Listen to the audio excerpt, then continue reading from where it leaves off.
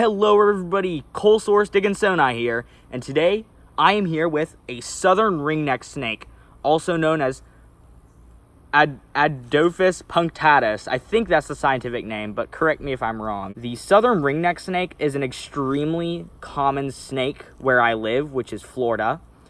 This is actually one of the biggest ones that I've ever found. The females get larger than the males, but believe it or not, this specimen is actually a male. He's an extremely large male, and I know what you're thinking, Colesaurus, that looks like a very small snake, and you would be right. The southern ringneck snake is one of the smallest snakes native to Florida. In the wild, ringnecks actually mostly eat small invertebrates like worms, snails, slugs, insects, isopods, whatever they can find in the leaf litter. However, they'll also eat things like minnows, tadpoles, and other things that they can find near water, because this species is actually semi-aquatic. They live in family groups. So they're actually a pretty social snake, which is very interesting. They're called the ringneck snake because, if you can see, they have this orange ring around their neck. And they also have a bright orange belly with these spots. And they use this as dazzle camouflage or warning colors. And they actually will use these colors to warn predators to stay away, because this species is actually mildly venomous. This was the first species of snake that I've ever been bitten by.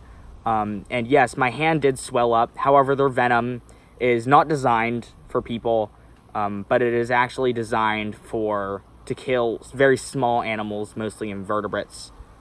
But he is just a gorgeous specimen. He has a few scars, but he's very alert, very active. I caught him earlier today. He was one of the first snakes that I've caught in a couple weeks, so that's very cool.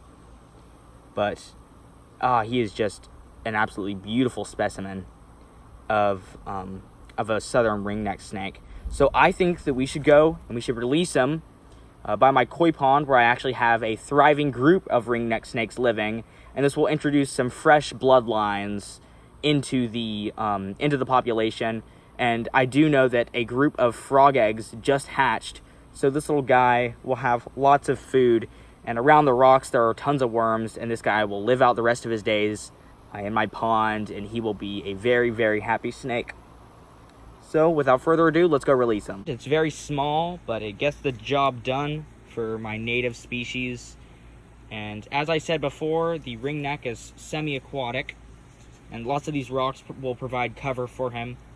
And there's tons of food around for him as well. If you can see there in the pond, there are tons and tons of little tadpoles that just hatched. You can see a few of them. So here we go. Some of these rocks are a little unstable, but I will go ahead and put him in these reeds. And there he goes.